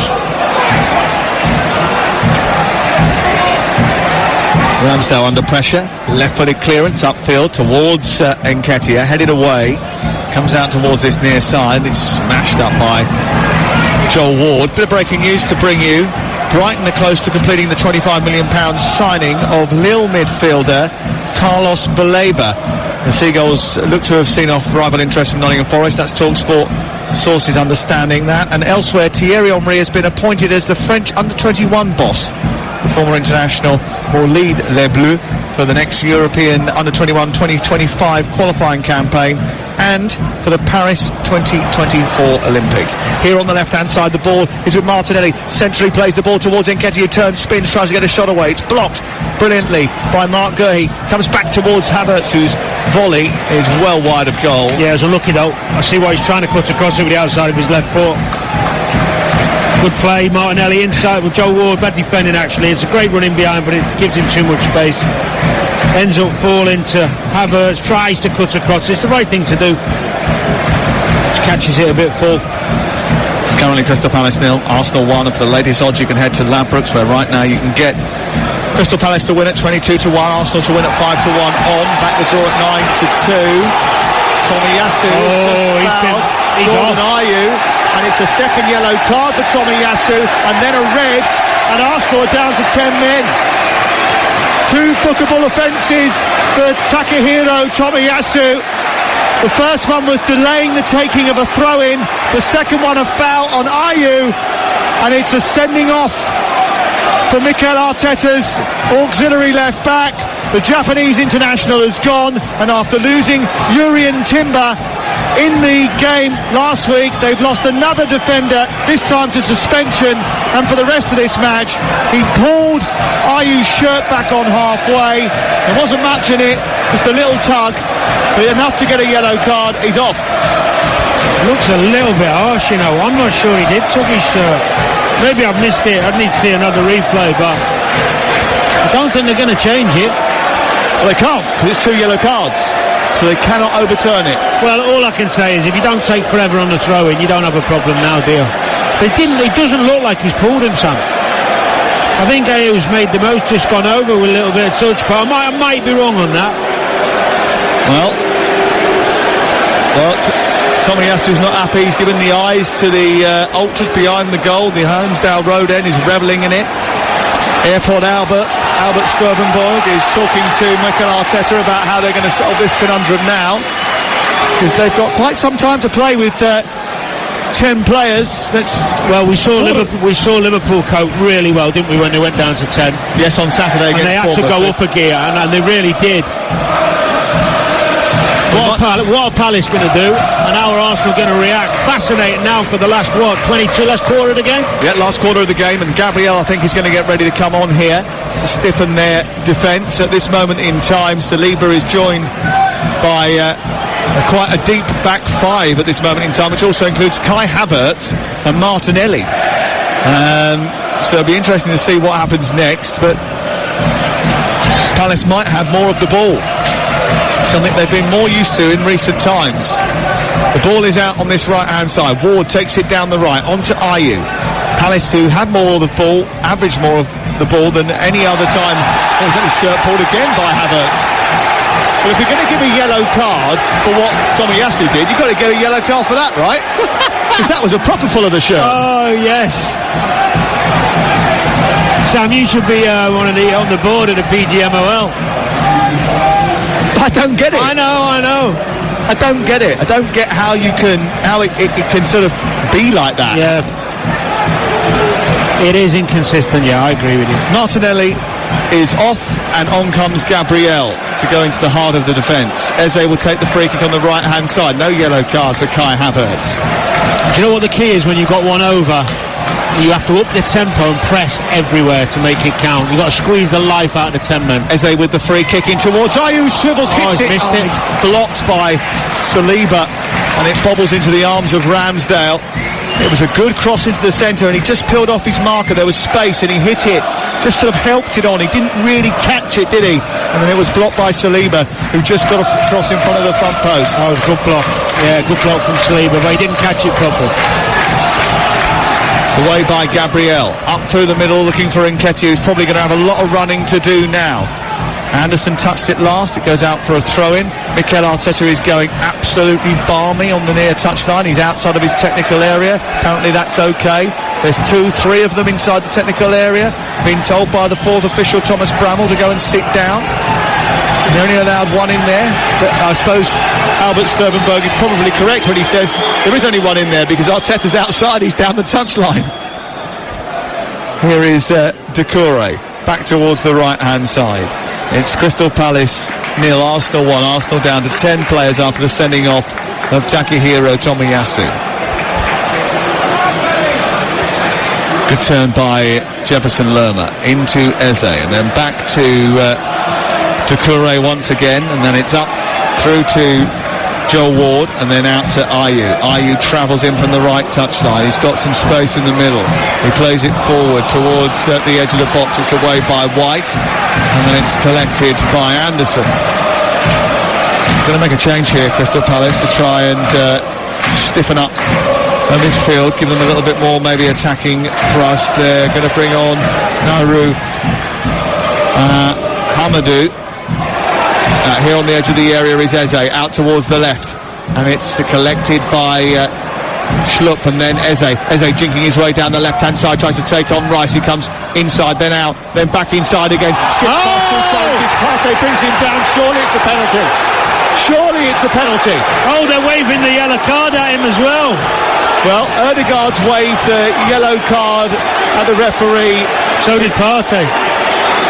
in order to try and get Eze booked. It looked like a penalty from where we are. There certainly was seemed to be contact. There was great skill by the slaloming Eze to cut in first past Rice, then past Partey. Partey says he pulled his leg away. Did he, Danny Murphy? Yeah, I don't think he...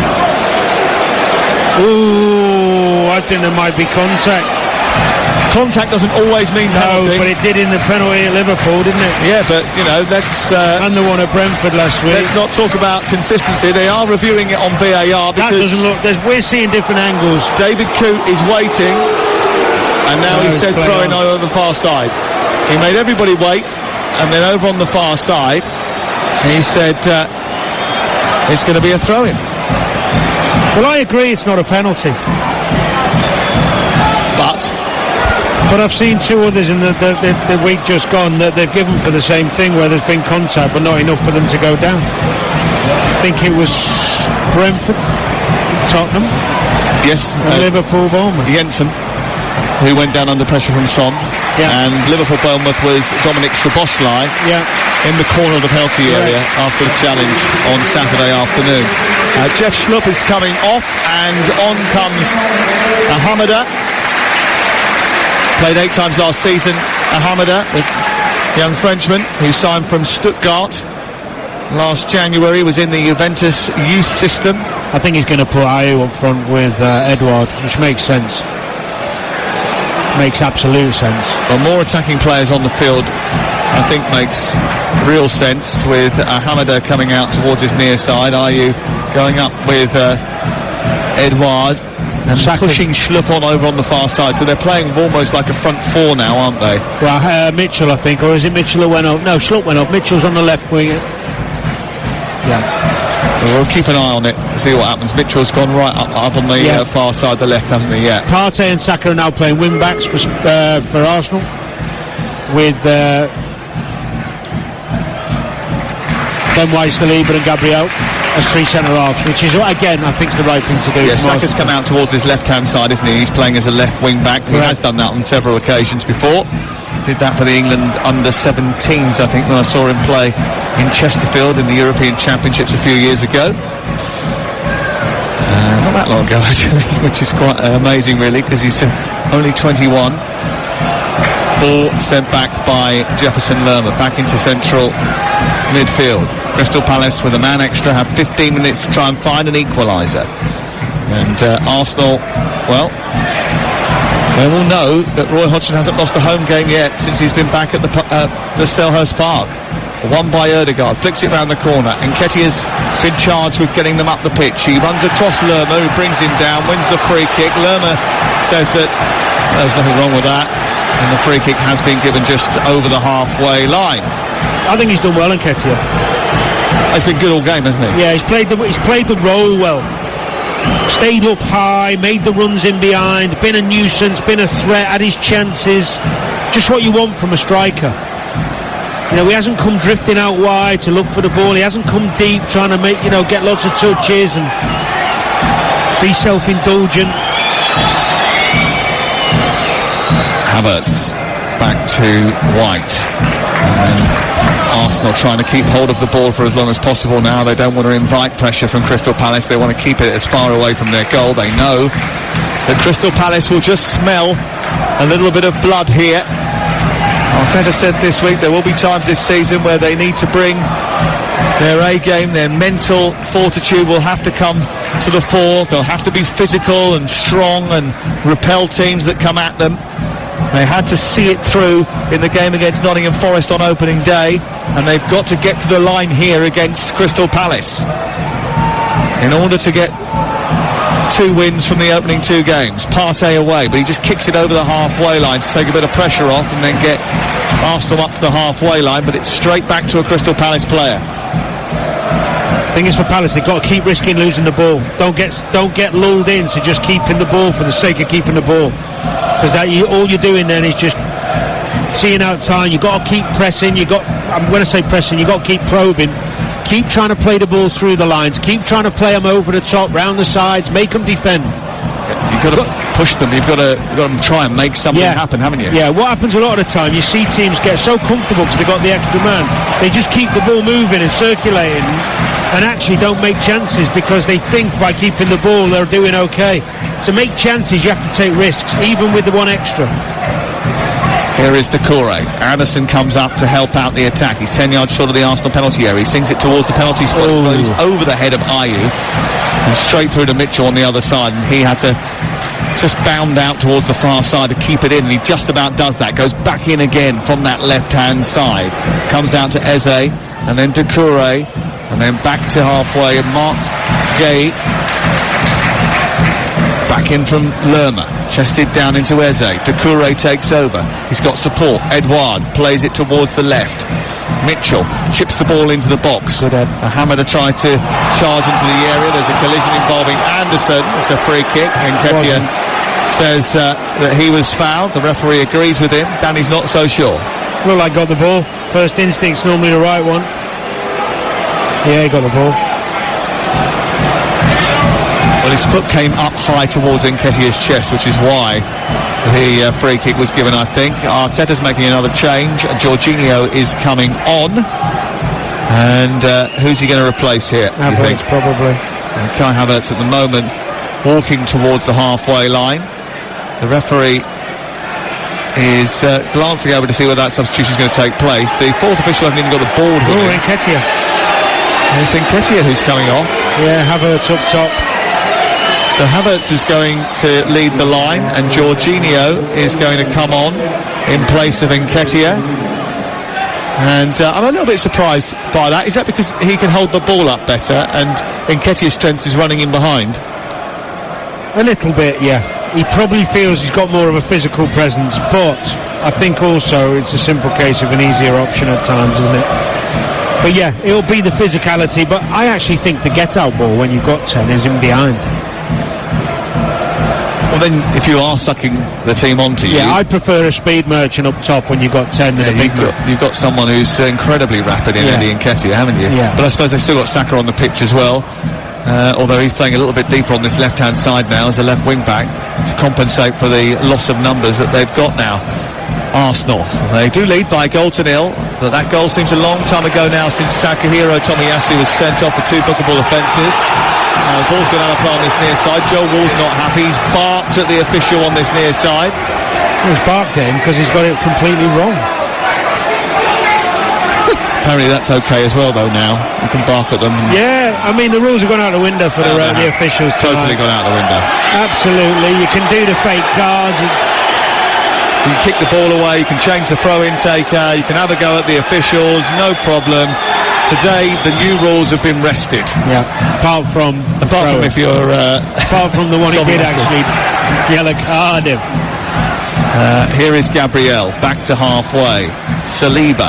And again, let me reiterate, I'm not one for wanting everybody sent off and yellow carded every 5 minutes. But what I want is the law to be applied evenly across the whole of the league, not just here and there. Yeah, I hear you.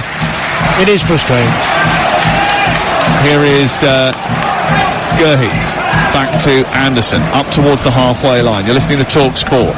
Out towards the wide left it goes. Eze, then into Jefferson Lerma. Lerma wide of the centre circle. It's across to Anderson. Anderson tries to play the ball infield, and then it's picked up by Guéhi once again. Out wide it goes into Eze. Eze across to Guéhi, and again you've got to have some purpose with this possession. You can't just keep playing it in front of the centre circle and hoping that something's going to happen for you. They're 1-0 down here, Crystal Palace. They need to find a way past this Arsenal defence, an Arsenal defence which is flexed into a 5 now because they're trying to retreat as Odsonne Edouard tries to look for a way through, can't do so. Partey finds Havertz. Havertz holds onto the ball well, and now Rice springs forward over the halfway line, touches it to his left, and Saka goes charging down the left-hand side. 81 minutes on the clock, Crystal Palace 0, Arsenal 1. Jorginho, who's come on to stiffen up that midfield and to keep hold of the possession, gives it to Rice, who then almost gives it away. He pulls back Hamada, and then as the ball's played forward towards Gabriel, there's a foul by Jordan Ayew. It's a free kick just in from the touchline. Yeah, that looked a bit soft as well. I think I don't know who's having a worse day. Crystal Palace 0, Arsenal 0 on TalkSport with Now. Don't forget with Now you can stream all of the Sky Sports action like Crystal Palace versus Arsenal live right now for $11.99, no contract. Search Now Sports. Here is Ayew down the right side into Ahamada. Ahamada moves up to the edge of the penalty area and then lays it back to Doucouré. A little bit of frustration creeping in amongst the Crystal Palace support. It's driven up towards You don't want your right back, Joe Ward, taking it into his feet on the edge of the box, trying to make things happen. Well, they cleared it away, Ben White, high into the air, but it's gone miles away. It takes a really confident footballer, a brave footballer, to keep trying to make things happen when you know the crowd are getting a bit frustrated. Just keep probing, keep trying, take the risk. Little balls in behind, little balls into feet, little 1-2s. You've got to keep trying to make things happen. You can't just keep circulating the ball. The ball's out of play over on the far side. They want to make a change. Joel Ward is coming off. The right decision. And on comes young Jesarun Rak-Sakyi. The winger signed from Chelsea's youth system was brilliant, absolutely brilliant on loan at Charlton last season. He was the top scorer, Players' Player of the Year, and a great end to the League One season at the Valley. An exciting player, Rak-Sakyi. And he's gone on to try and make a difference wearing the number 49 shirt. He's playing on the right-hand side as the ball comes into the penalty area. He looks to attack this cross. It's away by Gabriel. Back in towards the edge of the penalty area. It's headed away by Declan Rice and out towards the far side. And Ødegaard trying to get his team further up the pitch. Rice ain't happy out on this playing service down in front of us as we approach the 84th minute of the game. Crystal Palace 0, Arsenal 1. There might be a nervy few minutes from Mikel Arteta for the second week in a row. Hanging on against Nottingham Forest, hanging on against Palace, although Palace haven't had a chance really since they've gone a man up. A ball out towards the left-hand side. Mitchell onto Eze, inside the penalty area. It goes back to Eze, and then from Mitchell he tries to get round Partey. Good tackle out for a corner. They've done it well, they've managed it well. Quick change to 5 at the back, right decision. Keeping your shape, dropping deep, don't mind that at all. People call it negative, but you've got a 1-0 lead. You keep everyone behind the ball. You do this in training all the time. Very hard to score again. Nicolas Jover, the set-piece coach, has come out to the edge of the penalty area for Arsenal to try and direct the traffic inside the box as it's headed away by Ben White. Bounces on the edge of the penalty area. Arsenal trying to get it clear. Rice manages to nudge it out of the box, but it's with Ahamada into Odsonne Edouard, who twists away from the defender Saliba, then gets the return ball, tries to take on Gabriel, gets just something on it, prods it clear, comes out to Saka, who's in the left wing position. He does brilliantly to get it away, but there's no out ball, and Anderson's got it back, and he's pinpoint with his delivery. He wraps it into Rak-Sakyi. It comes to the edge of the box, and Eze. Ødegaard is there to block it. Partey gets back into a right full-back position, and then he takes it to the touchline and clears upfield and hefts it away towards halfway. Still 5 minutes of normal time to hang on for Arsenal. They look comfortable at the moment. Got good shape, good line, lots of bodies in there. Ball into the box, and Rak-Sakyi gets up there, tries to get on the end of the header, but I think it might have been Edouard who got closest to it, and he tried to flick it on just before that, and he didn't get a proper touch on it. It was a little bit behind him, Sam. Good ball in from the left from Mitchell. It's a bit low and a bit behind him, and he can't stoop backwards, just in front. That's what they got to do though. Ball wide, crosses in. Ball wide, crosses in. Balls, just keep putting the balls in there. Jakub Kiwior and Alok Zinchenko about to come on for Arsenal. And Mikel Arteta has just sort of had to wrestle with Oleg Zinchenko down on the touchline as the instructions are being put to him. There's a few people inside that little technical space once again, trying to influence proceedings. All three of the men for Crystal Palace, Paddy McCarthy, Ray Lewington, Roy Hodgson, all trying to get instructions onto the field of play. We're running out of time as far as Crystal Palace are concerned. There's only 3 minutes and a bit to go, and it's 1-0 to Arsenal. And they've just kept the ball a lot on the edge of the penalty area, shifting it around. It needs to go in from the wide area. And the problem is it hasn't gone in often enough. And it's just been Arsenal keeping them at arm's bay since they went down to 10 players after the sending off of Takehiro Tomiyasu. It's onto Ahamada. Ben Ayew holding off two defenders, plays it wide. Rak-Sakyi jumps in field, left-footed drive, hits Gabriel, comes to Ayew, edge of the penalty area. Havertz tries to get it clear. It's well won in midfield by Jefferson Lerma, and it's won back towards the right-hand side by Anderson, who sprays it to the left, chested down by Tyreek Mitchell, takes on Partey trying to push him further wide. He gets it through his legs, finds Ayew inside the area, down by the byline, just tries to nudge it into the 6-yard box, and it's cleared away by Arsenal's defence, who are hanging on. Better from Palace. Crosses in, balls into feet, little bit of intricacy. Doucouré into the final 2.5 minutes on TalkSport on Game Night with Now Sports. Don't forget, with Now you can stream all the Sky Sports action for just $11.99 with no contract. Search Now Sports. Ball out wide, picked up by Ahamada. His left-footed cross is a decent one towards Edouard. It drops inside the box. There's a tangle between Rak-Sakyi and Gabriel. The referee says play on. Arsenal really deep. Most players inside their 18-yard box as the ball goes in towards Ayew. Headed away by Saliba, who took charge. Arsenal having to stretch every sinew to stay in this game at 1-0. The ball on the left-hand side. Can they find an equaliser, Crystal Palace? The ball sent centrally to Anderson. They've got to maintain their lead, Arsenal, if they want to go level with Manchester City and Brighton on maximum points. It's Saka on this near side who gets felled by Ahamada, and it's going to be a free kick in the left full-back position. Here come the changes. Silly. Saka's going nowhere there. Didn't need to foul. Bit of naivety from the young lad. Off comes, I think it's Havertz who's coming off, and the other change is going to be Martin Ødegaard, who hands the captain's armband to Jorginho. Jorginho, oh no. It's Saka who's going to come off for Zinchenko, and Kivior who's coming on for Ødegaard. Havertz is going to stay on. He's just come over towards the near touchline to have a word with Mikel Arteta. Everybody's slapping hands. The problem is they've had a couple of good balls into the box, and they've just gone over the head of Ayew, or just gone over the head of Odsonne Edouard. Maybe they needed that Croydon giraffe in there to nod it home. They just haven't been precise enough with the delivery, have they? No, they've lacked a tiny little bit of quality in the final third, but since the sending off, Arsenal have made a point of just defending in numbers and stopping them making chances, and they've done it really, really well. Good game management, good decision from the manager, and well done to the players for carrying it out. Still time yet. Ball is on the right with Ben White of Arsenal. He's high up inside opposition territory. He was felled by Tyreek Mitchell. The referee says play on. Partey infield. Jorginho, Havertz back to goal 10 yards centrally away from the penalty area, goes wide to Oleg Zinchenko. Zinchenko will keep possession here, give it to Rice, Jorginho, and then back to halfway. Infield to Zinchenko, then out to Rice, and then back to Partey, and then forward by Jorginho. It's good football by Arsenal, this, keeping possession, taking the pressure off and dragging themselves up the field of play.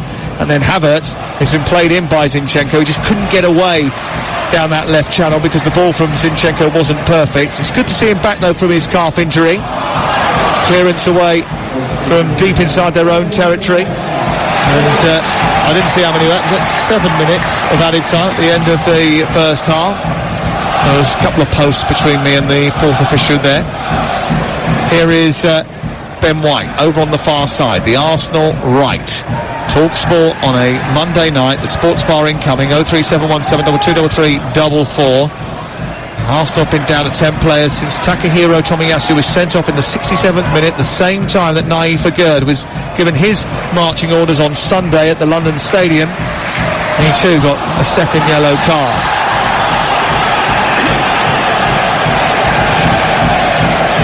Foul on Kai Havertz, generates a free kick. I think that might be another yellow card, is it? Yep. And this one coming for Doucouré.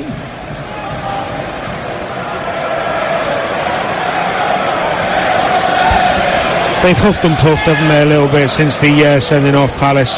Well, one of the things that I think was the highlight of last week, right, they created so many chances. They had lots and lots of shots. I think I mentioned it earlier on, they had 24 shots in that game against Sheffield United, but they scored one goal. Eze had 7 shots, but he had none on target. That's their problem, isn't it? They don't score enough goals. Yeah, I think against this Arsenal side, it's more understandable because they haven't had the ball as much. But I think what will disappoint them is the 22, 23 minutes they've had and longer with the extra man, is that they haven't really created a proper quality opportunity, which you should be really when you've had an extra man for that long. And there's not a stat that's just from this season though. Going back last season, out of brilliant run, they still didn't score anywhere near as many goals in those 11 games at the end of last season with Roy Hodgson in charge as the other teams ended up putting the points that they put on during that period. Here's Jefferson Lerma for Crystal Palace. And we've still got a few minutes of added time, 4.5 of them still to play. It's 1-0 to Arsenal, who've got one fewer men on the field, but they're going sideways and backwards rather than forwards and purposeful, Crystal Palace, and that lacks penetration. Eze into the box, and it's going to elude everyone. Good ball. It's good ball. Do you know what? Really, you should have everyone flying in on that ball. There should be more urgency when you're 1-0 down when you got an extra man. I don't think there's too many coaches these days who probably do that much work on it. And I think they're going to have to. You're going to get a lot of games this season with people playing 11 against 10. Well, Havertz has just nudged Anderson off the ball, then he's kicked the ball away, and that's a yellow card for Kai Havertz. And maybe it's a good job that the referee kept his cards in his pocket beforehand. Yeah. It might have been down to 9 aside by now. Lerma. Oh, back to Gurhi. It was a little bit wayward. 93 minutes 30 seconds on the clock. And we're ticking time away here. Palace are going to be defeated at home for the first time since Roy Hodgson rejoined the club. Rak-Sakyi tries to play it round the corner for Ayew. Ayew trying to get on the end of it. And he bounces into Gabriel, and then that goes behind for a goal kick, and there's high fives and fist pumps and celebrations from Arsenal as they look to run the clock down, but also because they know that they're getting closer, inching closer and closer. Do you know what we used to give ourselves high fives and slaps on the back. We'd won a big derby game or something. Now you're doing it for getting a goal kick. It's a different world now, mate. Oh my good God. Listen, you've got to celebrate the small wins. Danny's just gone mad. Danny's just rocked back in his chair. He's wiped the sweat from his brow. He's closed his eyes. He can't quite believe what he's witnessing here. Rice helps the ball high into the night sky. Drops at the feet of Anderson. Not the best of clearances. And across comes Lerma and gets it back. No, go to his long. Goalkeeper. And he goes short. Throws it. Bowls it out into the path of Gurhi. We're in the final few seconds of the game here. The ball is wide out on the left-hand side. 94 minutes and 30 seconds play. It's collected by Eze. Infield it goes. It's lifted into the box. Aimed towards Rak-Sakyi. Heads it back across into the 6-yard area. Away by Gabriel. Drops inside the 6-yard box for Edouard. Out comes the goalkeeper. It's fired over the top by Mitchell. That's the chance. At a 45-degree angle. About 3 yards back from the angle of the 6-yard box. It fell to Tyreek Mitchell. Ramsdale had come flying out, hadn't quite taken command, and the ball went into the Holmesdale Road end of the ground. Do you see what you get though if you put the ball in the box with enough bodies in there? Chaos. Yeah, chaos. Instead of side to side to side, go long, get second balls. Make it difficult, make them defend. He's just got to key that down. It was a tired come out to the left-hand corner of the box. Mitchell just slashed out a little bit. Well, Mikel Arteta does not look entirely happy. He'll be delighted if they get this over the line. But he will be probably satisfied. deserve to be honest, Sam. Yeah, I don't think Palace have done enough. I think that's probably something that Roy Hodgson might rue a little bit later on as Tyreek Mitchell goes down the left-hand side, gets the ball into the box. It's away by Saliba and dug out, and they're defending well here. Ball out over on the far side, thrown into Eze. It's nudged back towards that far side where it's picked up by Mitchell.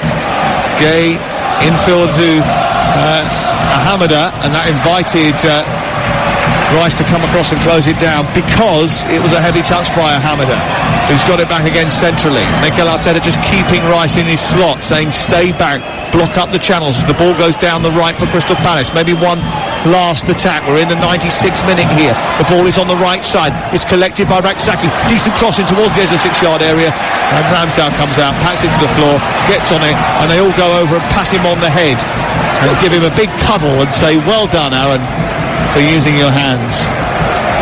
Not enough pace on the cross. He's got it on his left foot. Rak-Sakyi, and just couldn't quite get it out of his feet to get enough pace on it. There's the 97 minutes that we've had, and there is the full-time whistle, and Arsenal celebrate a victory, a hard-fought victory. And now Mikel Arteta's team, even like Mondays. The Kings of London win another derby and another away game. They built their title challenge on Derby Day wins and victories away from home last season, and that consistency on the road has started again this campaign. They weren't perfect last week. They weren't perfect this week. They had to dig in with 10 players for the final 23 minutes of the game after Takahiro Tomiyasu was sent off for 2 bookable offences. The second one certainly maybe more debatable than the first. But they got the job done, and they joined Brighton and City on 6 points and leave Palace with their first defeat at home of Roy Hodgson's second spell. In truth, Palace didn't create enough once Arsenal went down to 10 men, and as a result it finishes Crystal Palace 0, Arsenal 1.